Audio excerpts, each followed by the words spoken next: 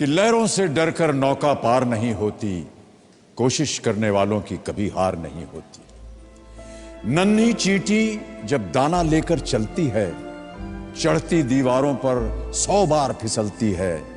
मन का विश्वास रगों में साहस भरता है, चढ़कर गिरना गिरकर चढ़ना ना अखरता है। आखिर उसकी मेहनत बेकार नहीं होती, कोशिश करने वालों की कभी हार नहीं।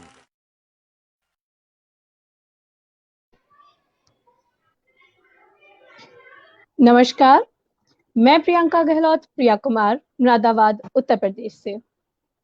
नमस्कार, मैं डॉक्टर यास्मीन अली, हल्द्वानी, उत्तराखंड से।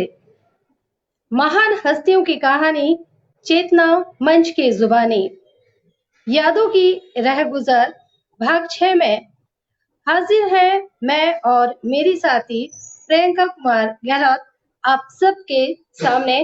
और जैसा अभी आपने वीडियो देखकर अंदाजा लगा ही लिया होगा कि आज के हमारे कवि हैं हरिवंश रॉय बच्चन। लेकिन उससे पहले आज एक जानकारी देंगे हम 2 विशेष पर्वों पर, जो कि आज भारतीय समाज में मनाए जा रहे हैं। 14 तारीख यानी पूर्णिमा के दिन मनाए जाने वाले 2 खास पर्व होली और शबे बारात। पहले एक जानकारी इन पर्वों पर। जी, आप सभी को चेतना मंच और मेरी ओर से होली की हार्दिक शुभकामनाएं। होली बसंत ऋतु में मनाया जाने वाला एक महत्वपूर्ण भारतीय और नेपाली लोगों का त्योहार। यह पर्व हिंदू पंचांग के अनुसार फाल्गुन मास की पूर्णिमा को मनाया जाता है। राग रंग का यह लोकप्रिय पर्व बसंत का संदेश वाहक भी है। राग अर्थात संगीत और रंग वो तो इसके प्रमुख अंग हैं ही, पर इनको उत्कर्ष पर पहुंचाने वाली प्रकृति भी इस समय रंग बिरंगे यौवन के साथ अपनी चरम अवस्था पर होती है। फाल्गुन माह में मनाए जाने के कारण इसे फाल्गुनी भी कहते हैं। प्राचीन काल के संस्कृत साहित्य में होली के अनेकों रूपों का विस्तृत वर्णन है। श्री भगवत महापुराण में रसों के समूह रास का वर्णन है। अन्य रचनाओं में रंग नामक उत्सव का वर्णन है, जिसमें हर्ष की प्रियदर्शिका व रत्नावली का तथा कालिदास की कुमार संभव एवं मालविका अग्नि मित्रम शामिल है। कालिदास रचित ऋतु संहार में तो पूरा एक सर्ग ही बसंत उत्सव को अर्पित है। भारवी, माघ और अन्य कई संस्कृत कवियों ने बसंत की खूब चर्चा की है। चंबरदाई द्वारा रचित हिंदी के पहले महाकाव्य पृथ्वीराज रासों में होली का वर्णन मिलता है। भक्ति काल और रीति काल के हिंदी साहित्य में होली और फागुन माह का विशिष्ट महत्व रहा है। मैं चाहूंगी कि अब यास्मीन जी हमें एक अगले महत्वपूर्ण पर्व के बारे में कुछ जानकारी दें। शुक्रिया प्रियंका। सभी दर्शकों को होली और शबे बारात दोनों ही पर्वों की ढेर सारी शुभकामनाएं और बधाइयां। हर मजहब में त्योहार मनाने का चलन और परंपरा रही है। इन पर्वों को मनाए जाने के पीछे कोई ना कोई मान्यता भी रही है। पर्वों का उद्देश्य भले ही कुछ भी हो, लेकिन सबसे अहम मकसद जो इन पर्वों को मनाए जाने का होता है, वो है आपसी मेल मिलाप, भाईचारा और प्रेम का संदेश। मुस्लिम संप्रदाय में मनाए जाने वाले पर्वों में एक है शबे बारात। आज आप सभी के साथ शबे बारात की कुछ जानकारी मैं इस मंच के माध्यम से साझा करूंगी। प्रतिदिन आप दोस्तों देखते हैं चेतना मंच पर परवाज़ कलम की में कई बार उर्दू के अल्फाज आते हैं। उन्हीं में से चंद अल्फाजों को चुनकर आज लाई हूं मैं शबे बारात के मजमून में। मैं आप सभी से ये अपेक्षा और गुजारिश करूंगी कि इन शब्दों को आप ज्यादा ध्यान से सुने, देखें और इनकी क्या गुंजाइश होती है। उर्दू अल्फाजों का कहाँ कब कैसे इस्तेमाल होता है, इस पर भी जरूर गौर कीजिएगा। इस्लामिक कैलेंडर के मुताबिक शाबान इस्लामिक महीने का नाम होता है। इस कैलेंडर की 14 तारीख को चंद्र दर्शन के अनुसार ये पूर्णिमा का दिन पड़ता है। मुस्लिम चंद्र दर्शन में सूर्यास्त के बाद आने वाली बारात यानी कि रात है शबे बारात। ये 2 शब्दों से मिलकर बना है, शब और बारात। शब का मतलब होता है रात बारात्यानम यानी कि बरी होना, अपने गुनाहों की माफी और बख्शिश की दुआएं इस रात को की जाती हैं, इसीलिए इसे कहा जाता है शब ए बारात। पूरी रात जागकर तिलावत कुरान की जाती है और नमाजें अदा की जाती हैं। मस्जिदों और कब्रिस्तानों में दुआएं की जाती हैं, नमाजें पढ़ी जाती हैं। इबादत, तिलावत और सखावत के इस त्योहार के लिए मस्जिदों और कब्रिस्तानों में लोग इकट्ठा होते हैं। मजलिसों का और जलसों का भी एहतमाम किया जाता है। निहायत फजीलत वाली इस रात में अल्लाह ताला की बारगाह में दुआएं की जाती है। जो लोग इस दुनिया में नहीं हैं, उनके लिए दुआएं मगफिरत अर्थात बख्शिश की दुआएं की जाती हैं। मान्यता तो ये भी है कि इस रात अल्लाह ताला अपने बंदों का लेखा जोखा करता है, जो वर्ष भर उनके आमाल होते हैं। कई सारे लोगों को दोज़ख की आग से भी निजात दे दी जाती है, इसीलिए इसे फैसले की रात भी कहा जाता है। रूहानी और जिस्मानी दोनों आलमों को जोड़ने वाला इंसान खुदा की सबसे बेहतरीन मखलूक है। अपने अच्छे अमालों से रूहानी आलम को बेहतर बनाने के लिए इबादत सबसे प्यारा अव्वल तरीका है। क्योंकि शब-ए कद्र 1000 महीनों से बेहतर रात है। इस रात में की जाने वाली इबादत, अच्छे अमाल 1000 महीनों में किए गए अमालों के बराबर होते हैं। इस रात में अल्लाह के हुक्म से फरिश्ते और जिब्राइल अलैहिस्सलाम ज़मीन पर आते हैं और उनके साथ अल्लाह अपनी नेमतें, रहमतें बरसाता है। इस रात तौबा की कबूलियत की अहमियत है। साल में आने वाली शब कद्रों में ईद की रात, बकरीद की रात, मेराज की रात, माह रमजान में शब कद्र और शब बारात शामिल हैं। मुसलसल इबादत कर दुआएं, गुनाहों की मुआफी, तमाम आलम के खैरो अमन की दुआएं करना इन सब शबों की अहमियत को साबित करता है। पूरी रात अल्लाह ताला की रहमतें नाजिल होती हैं और जायज दुआएं कबूल होती हैं। अगले रोज नफली रोजा रखा जाता है। ठीक 15 दिन के बाद मुकद्दस माह रमजान शुरू हो जाता है। दोस्तों, ये खास जानकारी थी शब-ए बारात की और आज की यादों के रह गुजर के हमारे खास कवि हैं हरिवंश रॉय बच्चन और इन पर आज हम इनकी जीवनी लाए हैं। इनके जीवन से जुड़ी हुई कई वाकयात लेकर के आए हैं। इनके रचना संसार के बारे में हम मिलकर के आपको जानकारी देंगे। तो मैं आमंत्रित करती हूँ प्रियंका जी को। जी, बहुत शुक्रिया यास्मीन जी, और आपको शब-ए बारात की बहुत बहुत शुभकामनाएं। क्योंकि आज हम बात कर रहे हैं, हमारी परिचर्चा का विषय है हरिवंश राय बच्चन जी, तो क्यों ना पहले हम उनकी एक प्यारी सी कविता के साथ इस कार्यक्रम की शुरुआत करते हैं। बिल्कुल। देखी मैंने बहुत दिनों तक दुनिया की रंगीनी, देखी मैंने बहुत दिनों तक दुनिया की रंगीनी, किंतु रही कोरी की कोरी मेरी चादर झीनी। तन के तार छुए बहुतों ने, मन का तार न भीगा। तन के तार छुए बहुतों ने, मन का तार न भीगा। तुम अपने रंग में रंग लो तो होली है। अंबर ने ओढ़ी है तन पर चादर नीली नीली, अंबर ने ओढ़ी है तन पर चादर नीली नीली। हरित धरती के आंगन में सरसों पीली पीली। सिंदूरी मंजरियों से है अंबा शीश सजाए, सिंदूरी मंजरियों से है अंबा शीश सजाए। रोली में संध्या उषा की चोली है, रोली में संध्या उषा की चोली है।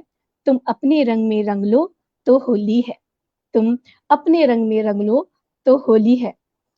जी यास्मीन, आपसे निवेदन करूंगी कि आप हमें हरिवंश राय जी के बारे में बताते हुए आगे बढ़े। बहुत खूबसूरत कविता हरिवंश रॉय बच्चन जी की ये होली पर। उत्तर छायावाद के आस्थावादी कवि, नई सदी के रचयिता कहे जाने वाले बच्चन जी एक युग प्रवर्तक कवि रहे हैं। माना जाता है कि इनकी कविताओं ने भारतीय साहित्य में परिवर्तन किया। कविता में नवीन धारा का संचार करने वाले बच्चन जी मानवीय भावनाओं को सहज और स्वाभाविक तरीके से अपने काव्य में अभिव्यक्त करते हैं। बात करें इनके जीवन की, इनके जन्म की, तो दोस्तों मैं बताना चाहूंगी 27 नवंबर 1907 को इलाहाबाद के पास प्रतापगढ़ जिले के एक छोटे से गांव बाबूपड़ी में इनका जन्म हुआ था। इनके पिता प्रताप नारायण श्रीवास्तव और माता सरस्वती देवी का इन पर बहुत प्रभाव पड़ा था। बचपन में इन्हें इनके पिताश्री बच्चन कहा करते थे और अच्छे संस्कार बच्चन के जीवन में हमेशा पाए गए। शिक्षा की बात करें तो एक म्युनिसिपल स्कूल से अपनी शिक्षा इन्होंने प्रारंभ की थी और इनका इस शिक्षा का जो सफर था वो कैम्ब्रिज यूनिवर्सिटी तक पहुंचा। 1938 में इलाहाबाद यूनिवर्सिटी से इंग्लिश लिटरेचर में इन्होंने एमए किया और कई बार राजनीतिक हलचलों ने भी इन्हें प्रभावित किया, ये उससे भी जुड़े, लेकिन बहुत लंबे समय तक इन्होंने राजनीति का हिस्सा बनना स्वयं स्वीकार नहीं किया और पुनः ये विश्वविद्यालय की तरफ को इन्होंने रुख कर लिया। 1952 तक ये इलाहाबाद विश्वविद्यालय में प्रोफेसर पद पर आसीन रहे, लेकिन उसके बाद इन्होंने डॉक्टरेट करना चाहा और उसके लिए इन्होंने इंग्लैंड की तरफ अपना रुख किया। कैम्ब्रिज यूनिवर्सिटी चले गए और वहां से इन्होंने अंग्रेजी में डॉक्टरेट की उपाधि धारण की। फिर वापस वतन लौटे। वतन लौटकर बच्चन जी प्रयाग विश्वविद्यालय में अंग्रेजी के प्राध्यापक बने। कुछ समय तक यहाँ पर प्राध्यापक का पद इन्होंने संभाला। साथ ही साथ आकाशवाणी केंद्रों से भी बच्चन जी का जुड़ाव रहा। साहित्यिक कार्यक्रमों का ये आकाशवाणी केंद्रों के हमेशा मुख्य हिस्सा बने रहे। लेकिन 1955 में विदेश मंत्रालय में हिंदी विशेषज्ञ का पदभार मिलने पर ये एक बार पुनः इलाहाबाद से दिल्ली की तरफ चल पड़े। 1966 में इन्हें राज्यसभा का सदस्य मनोनीत किया गया। 3 साल के बाद सरकार द्वारा इन्हें 2 चट्टाने कविता संग्रह पर साहित्य अकादमी पुरस्कार मिला। इसके साथ ही lotus award, Nehru award, Saraswati award और फिर 1975 में पद्म भूषण से सम्मानित होने वाले ये महान हिंदी के साहित्य के लेखक रहे। प्रियंका जी, बहुत सुंदर। अब हम बात करेंगे हरिवंश राय बच्चन जी की रचनाओं और उनकी काव्य शैली के बारे में। मगर उससे पहले मैं एक छोटा सा बात आप लोगों को बताना चाहूंगी कि उनके माँ बाप उन्हें बचपन में बच्चन कहा करते थे, जिसका शाब्दिक अर्थ होता है बच्चा या संतान। तो इससे आपको मालूम चल ही गया होगा कि बच्चन नाम उनका किस तरह से पड़ा है। अब आते हैं हम उनकी काव्य शैली और रचनाओं पर। हरिवंश राय जी व्यक्तिवादी गीत, कविता या हालावादी काव्य के अग्रणी कवि थे। उनकी प्रसिद्ध रचना मधुशाला, जो कि उन्होंने उमर खयाम की रुबाइयों से प्रेरित होकर लिखी थी, मधुशाला बेहद प्रसिद्ध हुई और कवि प्रेमियों के पसंदीदा कवि के रूप में हरिवंश राय जी का नाम सामने आया। हरिवंश राय जी की मुख्य कृतियां थी निशा निमंत्रण, मधुकलश, मधुशाला, सतरंगिनी, एकांत संगीत, खादी के फूल, 2 चट्टान, मिलन, सूत की माला एवं आरती व अंगारे। हरिवंश राय जी की कई कविताओं को अमिताभ बच्चन जी ने अपनी आवाज देकर उसे और भी सुंदर बना दिया। पुत्र द्वारा पिता को दिया हुआ यह तोहफा बहुत ही दिल छूने वाला था। यास्मीन जी, आप शायद म्यूट हैं। यास्मीन जी। बच्चन जी ने अनेकों गीत भी लिखे हैं और इनके गीत संग्रह में प्रकाशित हुए हैं, जिनमें आकुल अंतर, प्रणय पत्रिका, बुद्ध का नाम घर, नाच घर, नए पुराने झरोखे, टूटी फूटी कड़िया और आरती और अंगारे प्रमुख हैं। इनके गीतों ने जीवन को एक नई दिशा प्रदान की है। हैमलेट, जनगीता, मैकबेथ इनकी अनुदित रचनाएं हैं। प्रवास की डायरी इनके द्वारा रचित डायरी विधा की कृति है। कहना होगा कि बच्चन जी को व्यक्तिवादी कवि कहा जा सकता है, लेकिन बंगाल का काल और इसी प्रकार की अन्य रचनाओं में इन्होंने जनजीवन के क्रियाकलापों और मनोभावों का बेहद मार्मिक और प्रभावपूर्ण चित्रण किया हुआ है। इसी के साथ मैं यहाँ पे बच्चन जी के वैवाहिक जीवन को लेकर के भी कुछ कहना चाहूंगी कि जिस वक्त बच्चन जी बीए कर रहे थे और इनकी उम्र महज 18 साल थी, इनकी मुलाकात 14 वर्षीय श्यामा बच्चन से हुई। धीरे धीरे मुलाकातें प्रेम में बदली और 1926 में दोनों ने शादी कर ली। लेकिन उस वक्त बच्चन की आर्थिक स्थिति बहुत अच्छी नहीं थी, आर्थिक रूप से ये कमजोर थे, इसीलिए बीमार पत्नी को असाध्य रोग होने पर उचित उपचार न मिल पाने के कारण इस दुनिया से विदा होना पड़ा। पत्नी के वियोग ने इन्हें निराश कर दिया और दुख से भर दिया। वो अकेले और उदास रहने लगे। लेकिन वक्त ने एक बार फिर करवट ली जब बच्चन साहब की मुलाकात मिस तेजी सूरी से हुई। एक बार जिंदगी में फिर प्यार ने दस्तक दी। एक कुशल समाज सेविका, मनोविज्ञान की प्रोफेसर, सरल व्यवहार की तेजी ने के व्यक्तित्व ने बच्चन साहब को अपनी तरफ आकर्षित किया। सिख खत्री परिवार की तेजी के साथ बच्चन जी ने 14 जनवरी 1941 को बिहार रचा लिया और इस दूसरी शादी के साथ ही पुनः वैवाहिक जीवन की शुरुआत की और इस पत्नी से इन्हें 2 बेटे हुए। सदी के महानायक अमिताभ बच्चन, जैसा कि अभी प्रियंका ने जिक्र किया था कि बच्चन साहब की बहुत सी कविताओं को स्वयं अमिताभ जी ने अपनी आवाज दी है। सदी के इस महानायक ने भारतीय सिनेमा को एक सफलता के मुकाम तक पहुंचाया, तो छोटे बेटे अमिताभ बच्चन ने एक सफल बिजनेसमैन होकर पिता का नाम रोशन किया।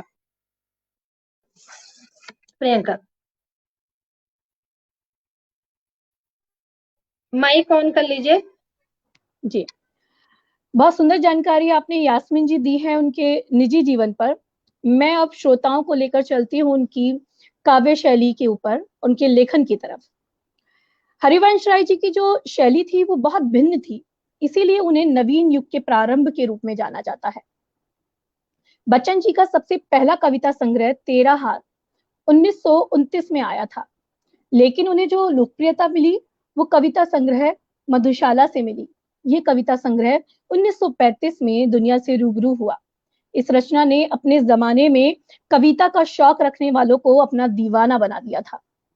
इसमें खास तौर पर वह लोग शामिल थे जो कविता के साथ साथ शराब का शौक रखते थे।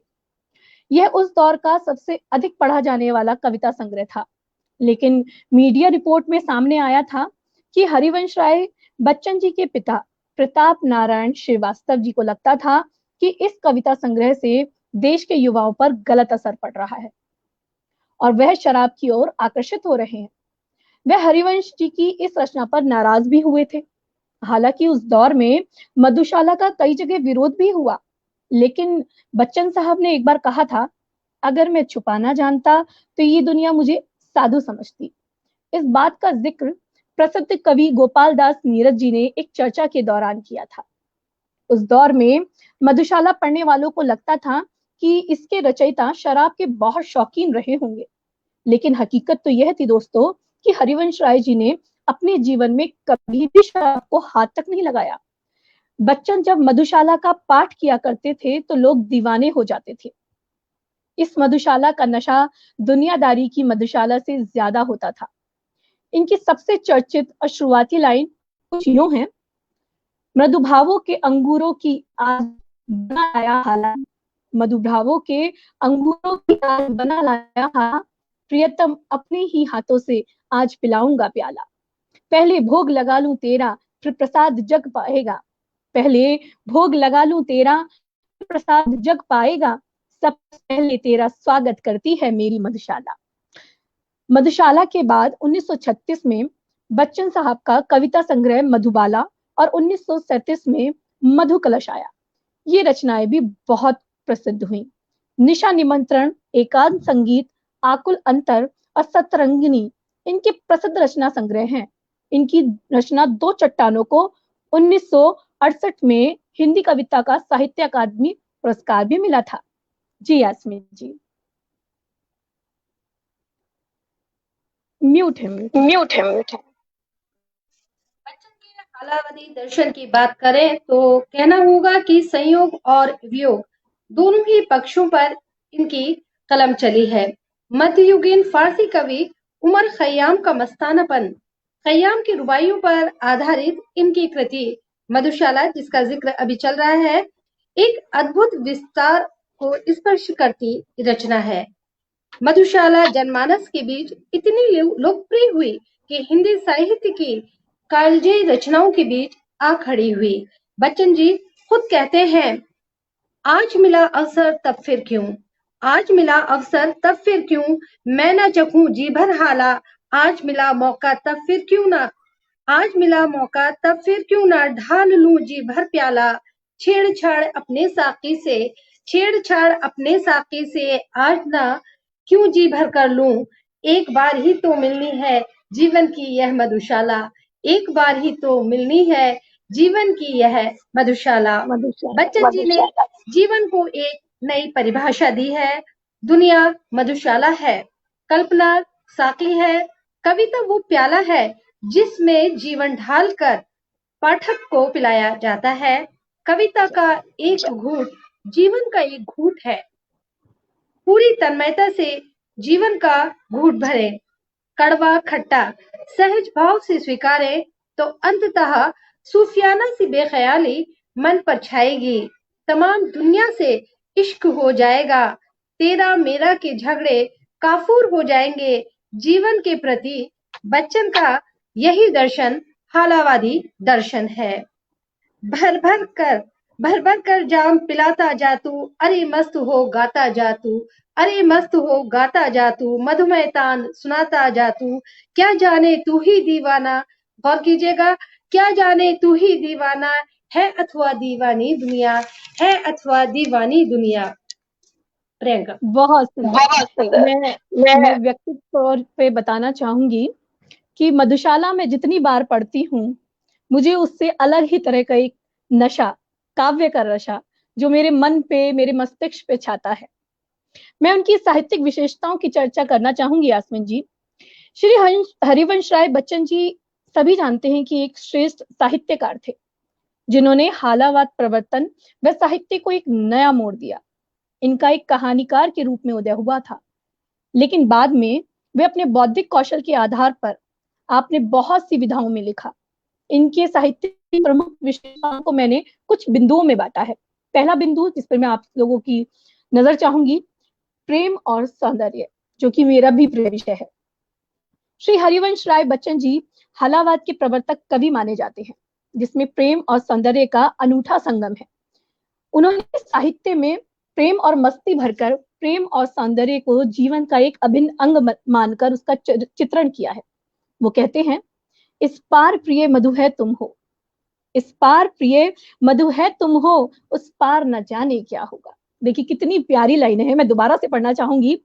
इस पार प्रिय मधु है तुम हो, उस पार न जाने क्या होगा। बच्चन जी ने अपने काव्य में ही नहीं अपितु गद्य साहित्य में भी प्रेम और सौंदर्य का सुंदर अभिव्यक्ति से चित्रण किया है। वह तो इस संवेदनहीन अस्वार्थी दुनिया को भी, जैसा कि यास्मीन जी आपने भी बताया कि उन्होंने जीवन दर्शन दिया है, प्रेम रस में डुबोकर इस दुनिया को एक अलग ही रूप में प्रस्तुत किया है। वह प्रेम का ऐसा संदेश देते हुए कहते हैं, मैं दीवानों का वेश लिए फिरता हूँ, मैं दीवानों का वेश लिए फिरता हूँ, मैं मादकता का निशेष लिए फिरता हूँ, जिसको सुनकर जग झूमे झुके लहराए, जिसको सुनकर जग झूमे झुके लहराए, मैं मस्ती का संदेश लिए फिरता हूँ, मैं दीवानों का वेश लिए फिरता हूँ। यास्मीन जी बहुत खूबसूरत, क्या कहना, किसी अगोचर सत्य की रूहानी छुअन महसूस करा देना बच्चन जी की एक खासियत रही है। और कहना होगा कि इनके कविताओं में मानवीय भावों को सहज और स्वाभाविक तरीके से पिरोया गया है। सरलता, संगीतात्मकता, प्रवाह, मार्मिकता इनके काव्य की विशेषताएं हैं। इन्हीं विशेषताओं के कारण इनको इतनी अधिक लोकप्रियता भी मिली है। डॉक्टर नागेंद्र ने बच्चन जी की काव्यगत विशेषताओं को ध्यान में रखते हुए कहा भी है, जीवन की मौलिक भावनाओं का व्यक्तिगत रूप से प्रबल संवेदन करते हुए उन्हीं के अनुरूप प्रकृति अथवा जीवन के सरल और व्यापक तत्वों का साधारणीकरण करना बच्चन जी की काव्य चेतना की एक खास विशेषता रही है। बच्चन जी ने अपनी कविताओं में बेहद सरस प्रवाहपूर्ण खड़ी बोली का इस्तेमाल किया है और ये पाठक के दिल तक उतर जाती है। इन्होंने मुक्तक शैली में अपनी रचनाओं का सृजन किया। सरलता, स्वाभाविकता, संगीतात्मकता और प्रतीकात्मकता, प्रवाहमयता इनकी शैली को और भी अच्छा बना देती है। प्रियंका जी, जब इनकी जब इनकी शैली की बात आती है तो मैं उनकी साहित्यिक विशेषताओं की ओर अगले दो बिंदु बताती हूँ। मानवतावाद और व्यक्तिवाद। मानवतावाद एक ऐसी विराट भावना है जिसमें संपूर्ण जगत के प्राणियों का हित चिंतन किया जाता है। बच्चन जी ने अपने प्रेम और मस्ती में डूबे एक कवि नहीं थे, बल्कि उन्होंने साहित्य में ऐसी विराट भावना के भी दर्शन कराए हैं। उनके साहित्य में मानव के प्रति प्रेम भावना अभिव्यक्त हुई है। उन्होंने निरंतर स्वार्थी मनुष्यों के ऊपर कटु व्यंग भी किए हैं। जब व्यक्तिवाद की बात करती हूँ तो आपके साहित्य में व्यक्तिगत भावना सर्वत्र झलकती है। उनकी इस व्यक्तिगत भावना में सामाजिक भावना भी मिली हुई है। एक कवि की निजी अनुभूति भी, अर्थात सुख दुख का चित्रण भी है, समाज का ही चित्रण होता है। बच्चन जी ने व्यक्तिगत अनुभवों के आधार पर ही जीवन और संसार को समझा, परखा। वो कहते हैं, मैं जग जीवन का भार लिए फिरता हूँ, मैं जग जीवन का भार लिए फिरता हूँ, फिर भी जीवन में प्यार लिए फिरता हूँ। कर दिया किसी ने झनकत इनको छूकर, कर दिया किसी ने झनकत इनको छूकर, मैं सांसों के दो तार लिए फिरता हूँ, मैं सांसों के दो तार लिए फिरता हूँ। इनके साहित्यिक विशेषता एक ये भी रही है कि उसमें रहस्यवादी भावना के भी दर्शन होते हैं। बच्चन जी के हालावाद में रहस्यवादी भावनाओं का अनूठा संगम है। उन्होंने जीवन को एक प्रकार का मधुकलश और दुनिया को मधुशाला की कल्पना और साकी तथा कविता को एक प्याला माना है। छायावादी कवियों की भांति उनके काव्य में भी रहस्यवाद की अभिव्यक्ति हुई है। सामाजिक चित्रण की बात जब हम करते हैं तो श्री हरिवंश राय बच्चन जी सामाजिक चेतना से ओतप्रोत हुए। उनके व्यक्तित्व में भी सामाजिक भावना का चित्रण हुआ है। भाषा शैली में, जैसा कि यास्मीन जी आपने बताया कि उन्होंने शुद्ध साहित्यिक खड़ी बोली का इस्तेमाल किया है और संस्कृत के तमसम शब्दावली का भी अधिकता से प्रयोग हुआ है। इसके साथ साथ तद्भव शब्दावली, उर्दू, फारसी, अंग्रेजी आदि शब्दों के भी यहाँ पर प्रयोग किया गया है। आपने प्रांजल शैली का प्रयोग किया है, जिसके कारण साहित्य लोकप्रिय हुआ। गीति शैली का भी इन्होंने प्रयोग किया है। जब इनके काव्य शैली में अलंकार की बात होती है तो इन्होंने साहित्य में प्रेम, सौंदर्य, मस्ती का एक अलग ही अद्भुत संगम किया है। बच्चन जी के काव्य में शब्दालंकार, अर्थालंकार दोनों का सफल प्रयोग किया गया है। अलंकारों के प्रयोग से इनके साहित्य में और ज्यादा निखार और सौंदर्य उत्पन्न हुआ है। जैसा कि आप, मैं, हम सभी लिखने वाले जानते हैं, पढ़ने वाले जानते हैं कि अलंकार ही असल में कविता का श्रृंगार होते हैं। इनके साहित्य में अनुप्रास, यमक, श्लेष, पद मैत्री, स्वर मैत्री, पुनरुक्ति, प्रकाश उपमा, रूपक, मानवीय अलंकार का सुंदर प्रयोग हुआ है। एक छोटे से उदाहरण से मैं आपके सामने उनकी काव्य शैली को, उनके अलंकारों को रखना चाहूंगी। हो जाए न पथ में रात कहीं, मंजिल भी तो दूर नहीं। हो जाए न पथ में रात कहीं, मंजिल भी तो दूर नहीं। यह सोच थका दिन का पंथी भी धीरे धीरे चलता है, जब दिन जल्दी जल्दी ढलता है। ये सोच थका दिन का पंथी भी धीरे धीरे चलता है, जल्दी ढलता है। इनकी बिंब योजना बेहद खूबसूरत है। इन्होंने भाव अनुसार बिंब योजना की है। इंद्रिय बोधक बिंबों के साथ साथ सामाजिक, राजनीतिक आदि बिंबों का सफल प्रयोग किया है। क्योंकि आप प्रेम और सौंदर्य के कवि हैं, अतः उनके साहित्य में श्रृंगार रस के दर्शन तो होते ही हैं। श्रृंगार रस के संयोग पक्ष की अपेक्षा इनका मन वियोग पक्ष में अधिक रमा है। इन्होंने वियोग श्रृंगार का सुंदर चित्रण किया है।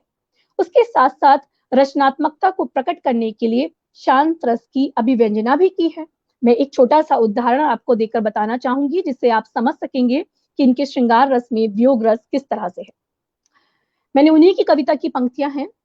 प्रिय देख मिलन तेरा मेरा क्यों तारे जलते हैं, पत्ते सहसा आपस में यूं क्यों बातें करने लगते, पत्ते सहसा आपस में यूं क्यों बात लगे करने, मलया नील बहकर अंबर के क्यों कान लगा भरने, डाली डाली बनकर क्यों बनकर उठती है, डाली डाली क्यों बनकर उठती है, प्रिय देख मिलन मेरा तेरा क्यों तारे जलते हैं। हो साथ गए दो घड़ियों को दो मिट्टी के ढोंके। ये अंतिम पंक्तियां हैं, ध्यान से सुनिएगा। हो साथ गए दो घड़ियों को दो मिट्टी के ढोंके, है काल नियति के ही क्या कम जो जग भी दे झोंके।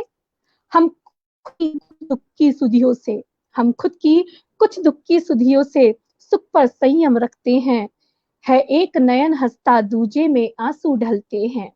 हम खुद की कुछ दुख की सुधियों से सुख पर संयम रखते हैं, है एक नयन हंसता दूजे से आंसू ढलते हैं, प्रिय देख मिलन मेरा तेरा क्यों तारे जलते हैं, प्रिय देख मिलन मेरा तेरा क्यों तारे जलते हैं। बहुत ही खूबसूरत। प्रिय देख मिलन तेरा मेरा क्यों तारे जलते हैं। बच्चन जी की कविता में संयोग वियोग दोनों पक्ष निकल करके आते हैं।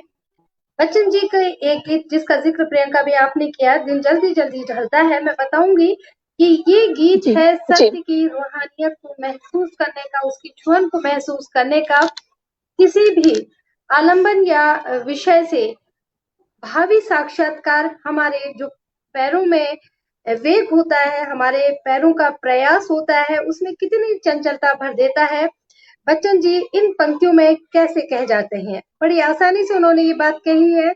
मुझसे मिलने को कौन विकल, मुझसे मिलने को कौन विकल, मैं हूं किसके हित चंचल, ये प्रश्न करता पद को भरता उनमें विह्वलता है, ये प्रश्न करता पद को भर में भरता उनमें भरता विह्वलता है, दिन जल्दी जल्दी ढलता है, हो जाए ना पथ में रात कहीं मंजिल भी तो है दूर नहीं, हो जाए न पथ में रात कहीं मंजिल भी तो है दूर नहीं, यह सोच थका दिन का पंछी धीरे धीरे चलता है, दिन जल्दी जल्दी ढलता है।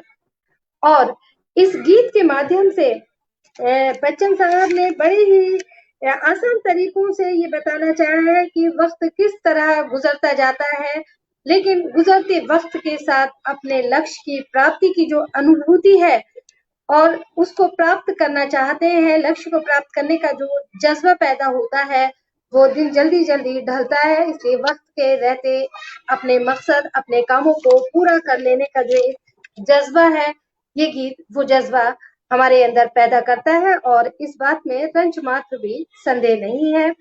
साथ ही एक बात यहाँ पर हम ये भी बताना चाहेंगे अपने दर्शकों की, आत्म परिचय की जब बात करते हैं तो कहते हैं कि समाज से व्यक्ति का खट्टा मीठा रिश्ता होता है। हम सब समाज के अंग हैं। कभी हमें इस समाज से अच्छे अनुभव मिलते हैं और कभी कभी बहुत कड़वे अनुभव भी मिलते हैं। तो समाज से जो ये हमारा एक नाता है, ये सच और झूठ से मिलकर बना नाता है। जब जीवन से निरपेक्ष तो रहा ही नहीं जा सकता है। हम समाज में हैं, सामाजिक प्राणी हैं, तो समाज के बने वे नियमों का पालन भी हमें करना ही पड़ता है। अपनी अस्मिता, पहचान का उत्स और परिवेश ही हमारी दुनिया है। वो कहते हैं दुनिया से मेरा रिश्ता प्रीति कलह का है, प्यार और दुश्मनी कलह दोनों ही मुझे समाज में रहकर निभाने होते हैं। मेरा जीवन विरोधों का सामंजस्य है। देखिए विरोधों का सामंजस्य कैसे है। उन्माद में अवसाद, रोदन में राग, शीतल वाणी में आग, विरोधों में सामंजस्य साधते साधते वो बेखुदी, वो मस्ती, वो दीवानगी उनके भी व्यक्तित्व में उतर आई है। मैं दुनिया में हूँ, दुनिया का तलबगार नहीं हूँ, लेकिन बाजार से गुजरा हूँ, खरीदार नहीं हूँ। ये बात वो स्वयं भी स्वीकारते हैं। अपनी कविताओं से बच्चन जी संसार को प्रेम मस्ती का संदेश देना चाहते हैं।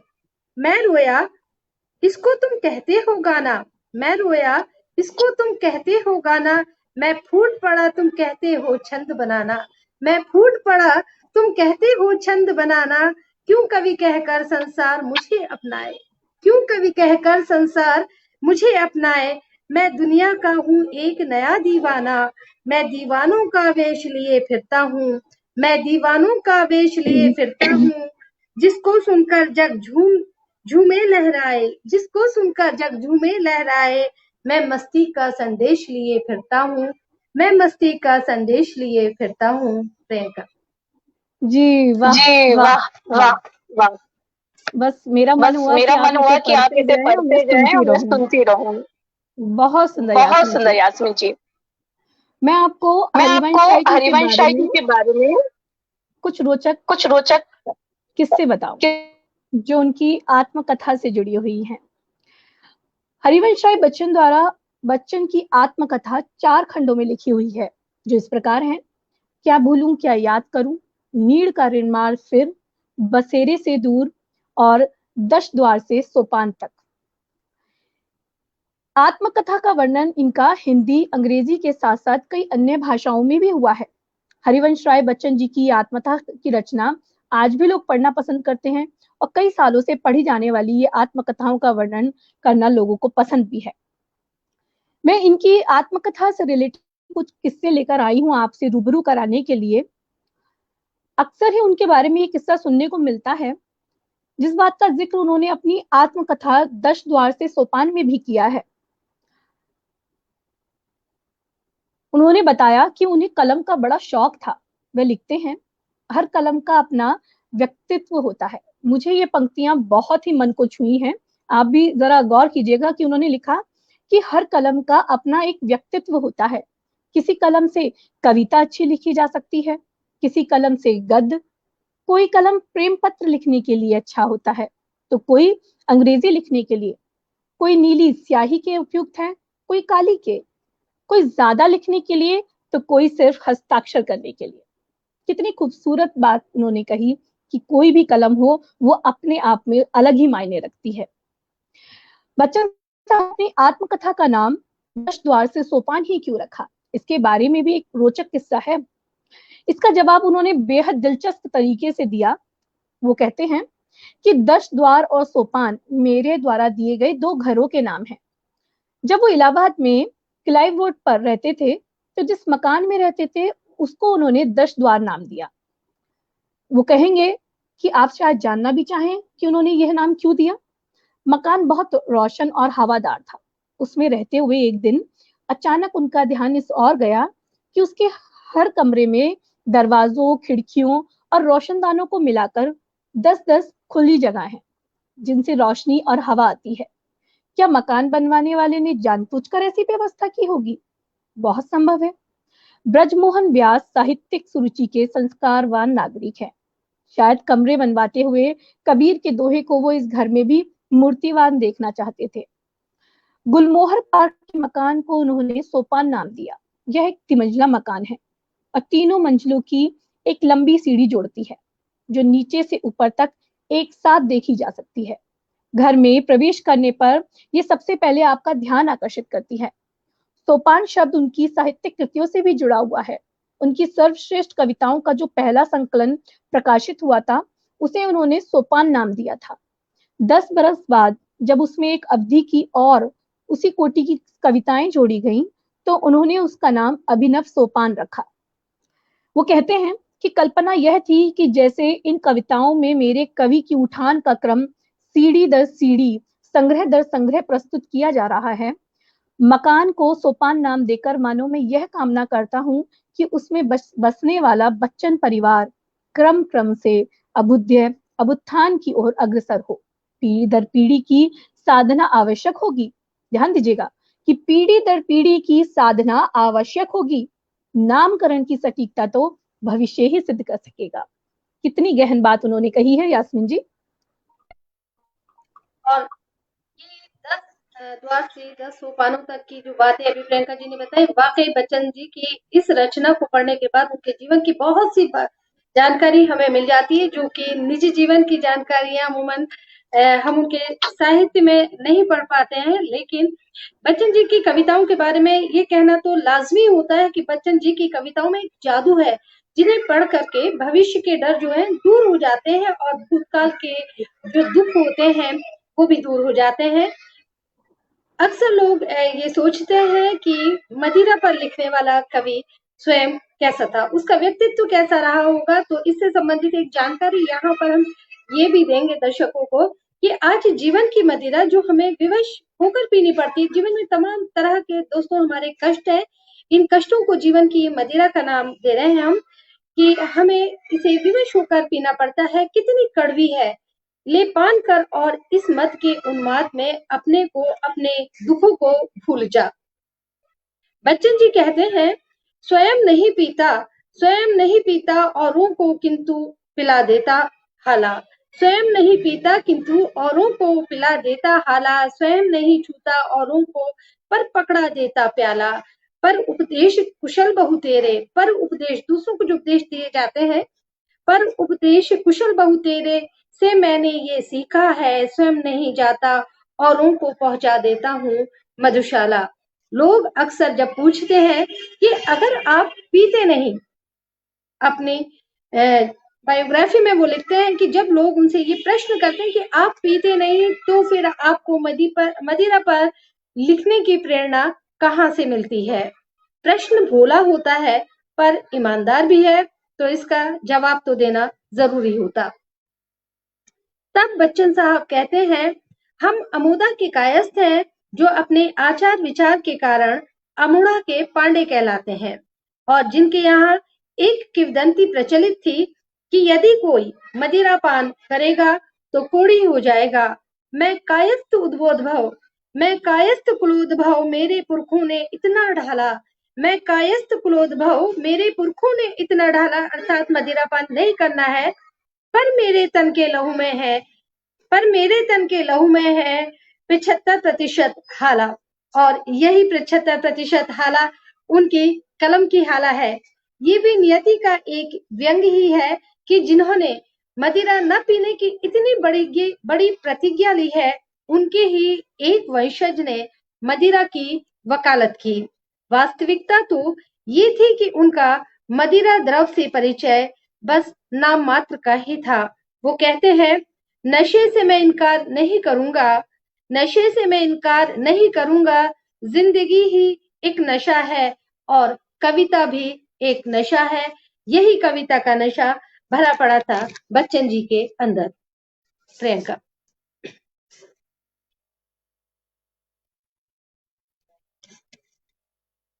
माइक आप ऑन कीजिए, माइक म्यूट है प्रियंका।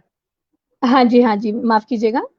मधुशाला तो मतलब खुश हो जाता है मेरा कि मैं तो चाहती हूँ कि इसका पाठ चले, लेकिन मधुशाला इतनी बड़ी है, इतनी बड़ी रचना है, उसमें शायद 135 से ज्यादा छंद रूपों में लिखी हुई है, जिसे हम नहीं पढ़ सकते, मुमकिन नहीं है कि हम उन्हें सुनाएं। हालांकि मेरा तो बहुत मन है कि मधुशाला का पाठ मैं किसी रोज करूं। मैं इनकी एक छोटा सा टिप्पणी के रूप में बताना चाहूंगी कि इन्होंने शेक्सपियर की मैकबेथ एंड अथेलो को हिंदी में रूपांतरित भी किया था, जिसके लिए उन्हें हम सदैव याद रखेंगे। 1984 में हरिवंश राय जी ने इंदिरा गांधी जी की मौत के बाद अपनी आखिरी रचना 1 नवंबर 1984 लिखी थी। जी यास्मीन जी, मेरे पास उनके लिए ज्ञान यही था जितना मैंने उनको पढ़ा है। जी बिल्कुल समापन की तरफ एक कविता पढ़ूंगी। और कभी यहाँ अभी हम मधुशाला का जिक्र कर रहे हैं, इतनी लंबी ये रचना है कि इसको पढ़ना यहाँ तो संभव नहीं है, लेकिन 2 लाइन मधुशाला की मैं यहाँ जरूर शेयर करना चाहूंगी। कभी न कण भर खाली होगा, लाख पिए 2 लाख पिए। ये मधुशाला की 11वें संस्करण में उन्होंने लिखा है। और एक जगह पर बच्चन जी लिखते हैं कि जिस समय मैंने मधुशाला लिखी थी, उस समय मेरे जीवन और काव्य संसार में पुत्र और संतान का कोई भावना केंद्र नहीं था। अपनी तृष्णा को मृत्यु के पार मैंने पहुंचाया, श्राद्ध तक ही। प्राण प्रिय यदि श्राद्ध करो तुम मेरा तो ऐसा करना। और उन्होंने लिखा, पितृपक्ष में पुत्र उठाना अर्घ न कर मैं, पर प्याला बैठ कहीं पर जाना गंगा सागर में भरकर हाला, बैठ कहीं पर जाना गंगा सागर में भरकर हाला, किसी जगह की मिट्टी भीगे तृप्ति मुझे मिल जाएगी, तर्पण अर्पण करना मुझको पढ़ करके मधुशाला। और मधुशाला का ये प्रेमी कवि 2002 में सर्दियों में ठंड की चपेट में आ गया, निरंतर स्वास्थ्य बिगड़ने लगा। अंततः 18 जनवरी 2003 को साहित्य के साधक ने मुंबई में आखिरी सांस ली। आज इन महान कवि को चेतना मंच की जानिब हम सभी श्रद्धा सुमन अर्पित करते हैं। दोस्तों, यादों की रहगुजर भाग 6 में हम लेकर आए थे महान कवि हरिवंश रॉय बच्चन को, जो उत्तर छायावादी कवि हैं। क्योंकि आज होली का पर्व है, तो बच्चन जी की इन पंक्तियों के साथ मैं इस सत्र का समापन करना चाहूंगी। रूप अलग और रंग अलग, भाव विभाव तरंग अलग है, ढाल अलग है, ढंग अलग है, ढंग अलग है। आजादी है जिसको चाहे आज उसे वर लो, होली है तो आज अपरिचित से परिचय कर लो, निकट हुए तो बनो निकटतम और निकटतम भी जाओ, रूढ़ी रीति और नीति के शासन से मत घबराओ, आज नहीं बरजेगा कोई मनमानी कर लो, होली है तो आज मित्र को पलकों में धर लो, प्रेम चिरंतन मूल जगत का तेरे घृणा भूले क्षण की, भूल चूक लेनी देनी में सदा सफलता जीवन की, जो हो गया वीराना उसको फिर अपना कर लो, होली है आज शत्रु को बाहों में भर लो, होली है आज अपरिचित से परिचय कर लो, होली है आज मित्र को पलकों में धर लो, भूल शूल से भरे वर्ष के बैर विरोधों को, होली है आज शत्रु को बाहों में भर लो। और इसी के साथ दोस्तों, मैं और मेरी साथी प्रियंका कुमार गहलोत आज के इस सत्र को यहीं समाप्त करना चाहेंगे। तो प्रियंका इजाजत ले। जी बिल्कुल, और सभी को होली की और शबे बारात की हार्दिक शुभकामनाएं। बहुत धन्यवाद।